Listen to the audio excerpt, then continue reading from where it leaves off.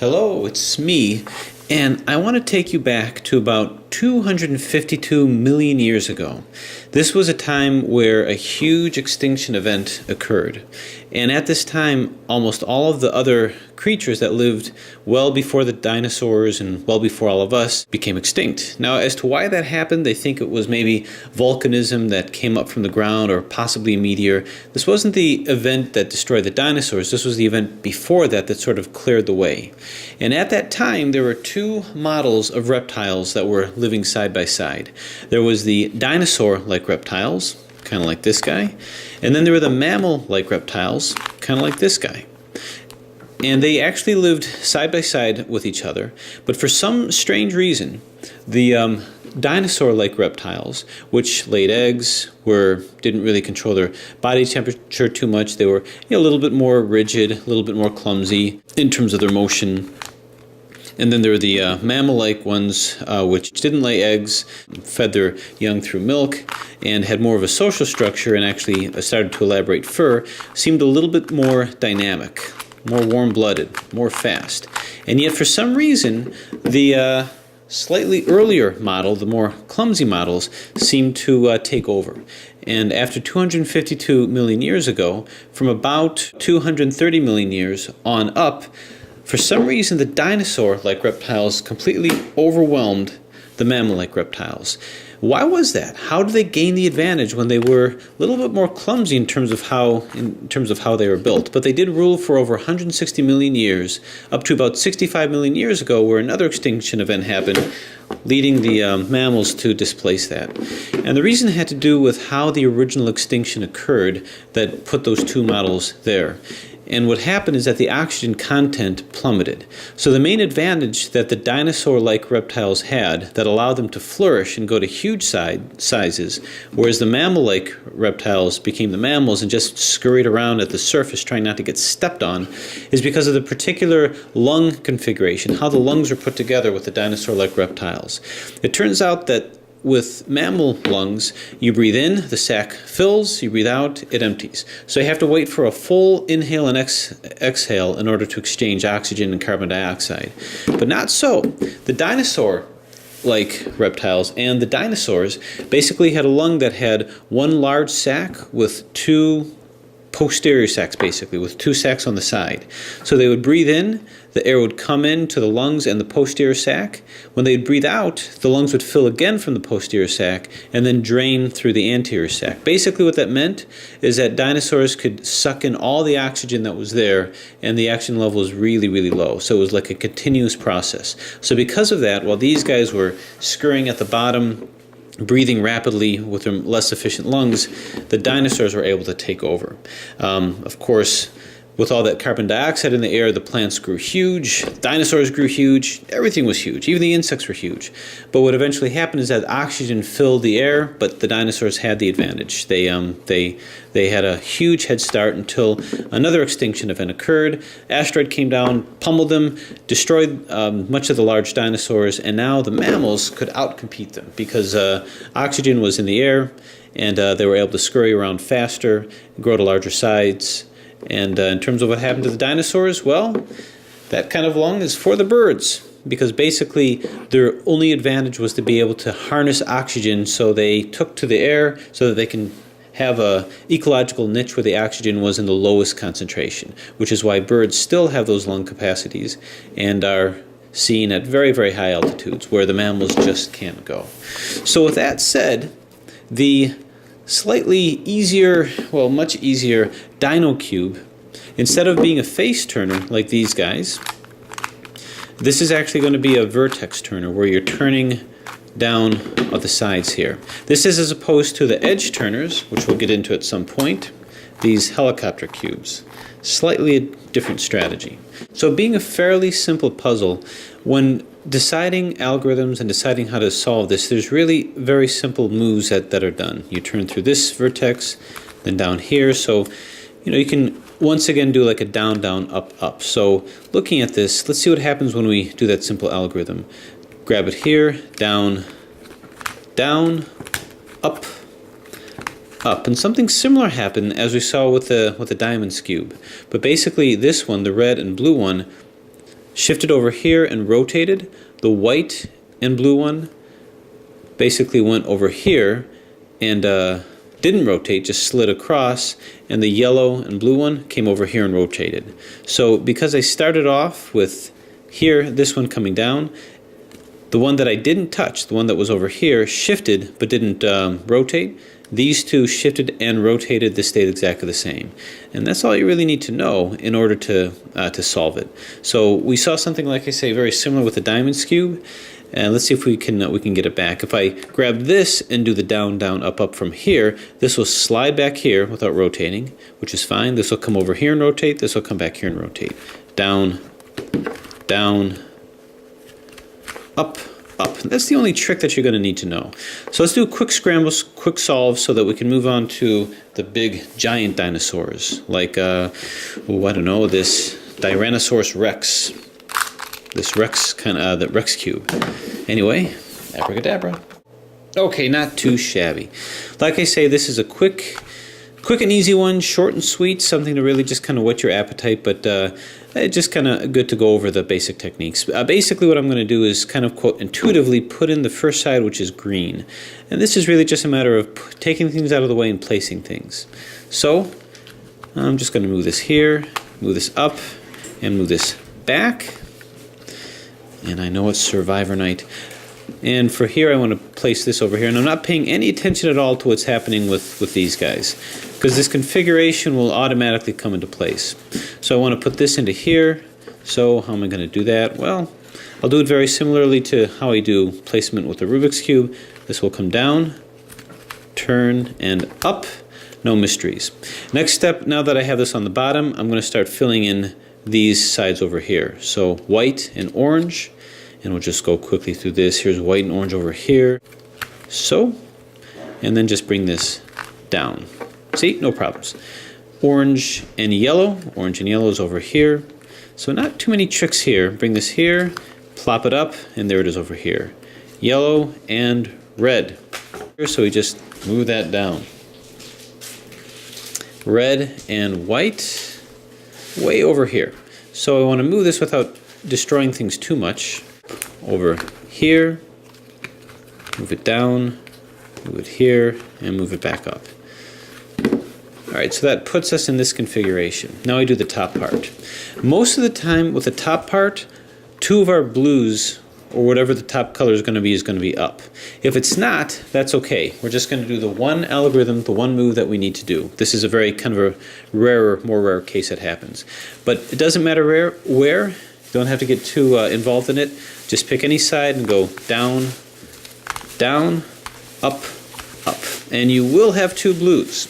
Not only will you have two blues, but one of them is going to have a solved side 100% of the time. So when that happens, all I have to do is that rotatory algorithm, which will take this blue and red, slide it over here without rotating. This will come here and rotate. This will come here, which means I'll grab it at the two areas that I want to switch and rotate, leaving this here, and just go down, down, up, up, and a very simple solve to the Dino Cube. Now I did that so that I can sort of whet our appetite for the king of the beasts, the king of the Dino Cubes, which is the Rex Cube. This is a pretty entertaining puzzle. It moves pretty much the same way, except you can see that it's deeper cuts on both sides, which means in the process of cutting it deeper, you create these petals over here. And what's interesting about these petals is notice it moves right with this deep cut side here, but if you do a combination move, you can sort of inch these petals along and put them into different layers here. The basic strategy, the basic move, is a 3-cycle exchange between these guys.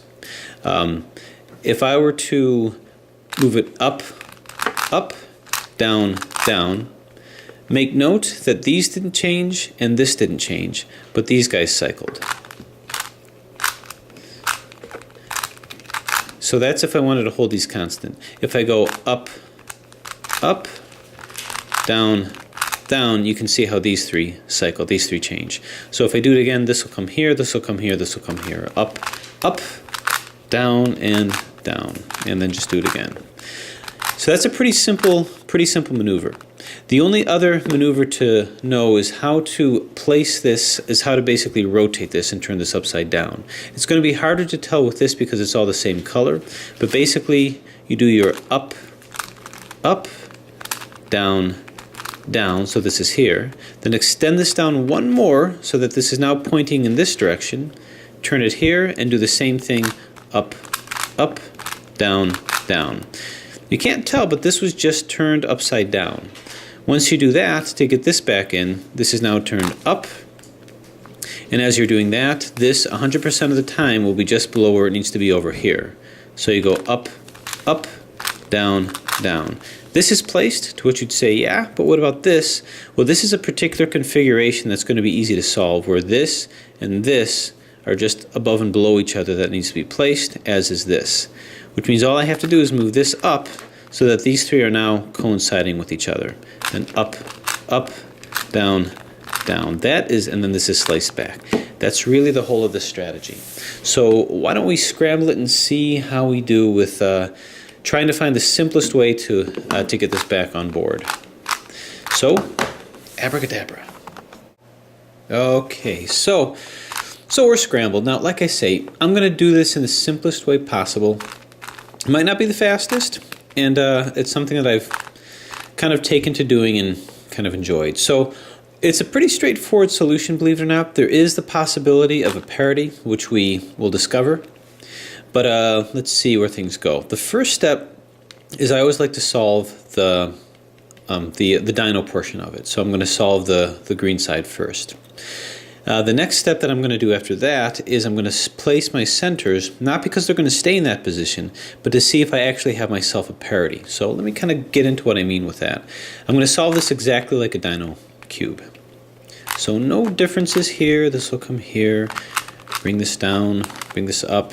Now notice as I'm doing this, I'm not really caring about the proportion of these guys. I could have memorized the position that they were in, but I'd rather not do that. I'd rather take my chances without memorizing things.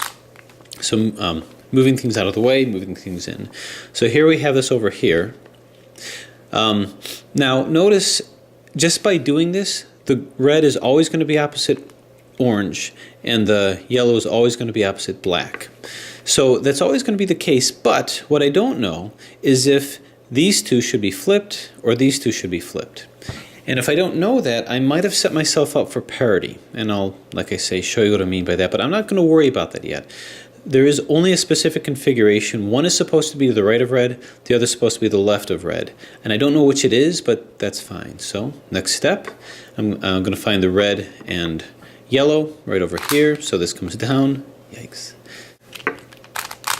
That didn't sound good. Next is going to be the yellow and orange, which is right over here. So bring this up twice actually, so I don't mess up what I put in. And again, this is pretty intuitive over here. Orange and black, which is right over here. So move this up, move this down. And black and red, which is already here. So what we have is the configuration that we generally end up with. Uh-oh, someone got out of bed. That we generally end up with, which is where we have two on the top. One of which 100% of the time is going to be solved. The other one isn't here. She's in the office. She's actually doing real work.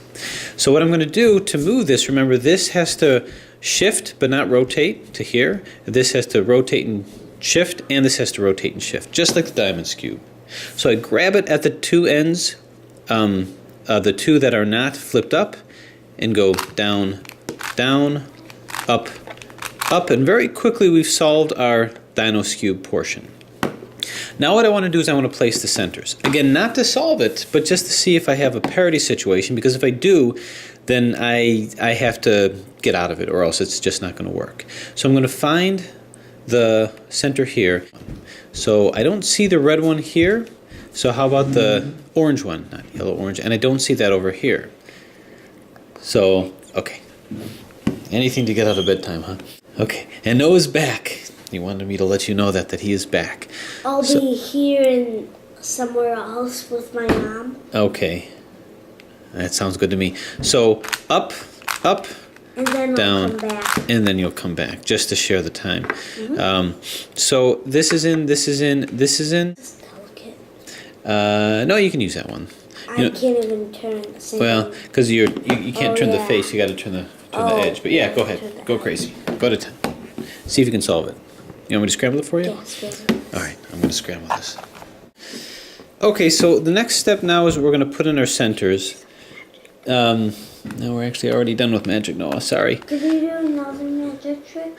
Well, we can try that later. What, right now? Sure. Abracadabra. Disappear and go to bed.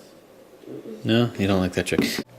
So now what I'm going to do is I'm going to get all my centers in, mostly for the purposes of seeing if there's any parities. Because if the parity exists, then we're not going to be able to do it.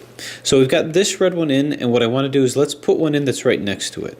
So here's a red. Let's put that right next to the black here. So we'll go up, up, down, down. So this is in, and this is in. Now what I want to do is I'm going to keep these constant, so this won't change, and one of the ones on the bottom won't change. And I want to see if I can put in that configuration where I have 3 that are in and 3 that are out. So let's see what else I can put in. Can I put in a green one up here? No. How about a blue one? Yeah, I can put this blue one in. So if I hold it like this and go up, up, down, down, these will stay the same as will this. Up, up, down, down. So these stay the same. We've got this. So now I'm going to hold it like this, where these 2 will be in, and this will be in, and these guys will cycle around. But we got a problem here. This is also in. So this is a situation where we have all but 2 that are in that have to be flip-flopped. This is a parity situation. This is a situation where we're not going to be able to solve it that way, because I can go up, up, down, down, and this is in, but these 2 are out. No matter what I do, I can't get out of that. So why did this happen? Well, the reason why that happened is because when I initially put my sides in here, I put 2 of these in the wrong configuration in association with these 2 edges. So these 2 need to be flipped. And as long as they're flipped, then we won't get that parity. So that's what I have to do. Now I've shown you that it's pretty easy to do and to solve a dino cube. So it's really not a big problem. There's no fancy algorithms that I can think of to switch that. So what I'm going to do is take this and put it here. So let's just put this down here, bring it out. I'll bring this back in for now. Go around the world here, bring this here, and now I'm going to move it into here. So I'll move this down, turn, and up. And now this one, I'm going to take back around the world and bring it here. So turn, this will go here, turn, turn, and up. All right, so now that should take the parity out. Now what I can very easily and quickly do is just resolve it again. Black and red over here, so this goes up and down. And it should be fairly close by anyway. Red and yellow. Red and yellow is here, up and back. Yellow and orange. Yellow and orange is up here. So we bring this up like so, bring this down, bring this in, and then orange and black. Up, across, and that's fine. This is in this configuration here. Quickly bring our dino skewb back. So down, down. Did I say dino skewb? I meant Rex cube. Up. All right, so we got it back in. But now the parity should be taken out. So let's go ahead and put in a center. So we've got the green center. Let's put one in right next to it. There's already one right here. Is there a black one I can put in here? Yeah, so hold it over here so that these stay the same. And this one, even though that's not in yet, up, up, down, down. These 3 are in. Turn this upside down so that these 2 stay constant, this stays constant, and now all these 3 are out. Up, Yeah, up, down, down, yep, up, That looks up, kind of messed down, up. down. It is messed up. So now it's all in. So that's how to deal with that kind of a parity situation. You did another fallacy of false equivocation where you figured it didn't matter where these went. Why, no, Yeah. why did you scramble it? So that I could solve it. This cube is hard. Good question. Why did I scramble it? So that we could solve it. So here's basically the technique that we're going to do. How do you do That's a good question. Very carefully, and usually very You well. want to see a new cube that my dad has? Yeah. Okay, show me that. Yeah, you can show. All right. So the technique is there's going to be one technique that, ooh, careful with that. That's almost as big as your head. No. It's almost as big as your head. Look at that. Look at that. Oh my gosh. Oh, the humanity. And this That is a 5-layer Rex cube. We did an unboxing of that one. Yep, he did. Yes, yes. All right. You can very carefully put that one back. Okay. And then we'll do a solo. Okay, I won't delete that part. Okay. All right. Now back to that cube. Back to that cube.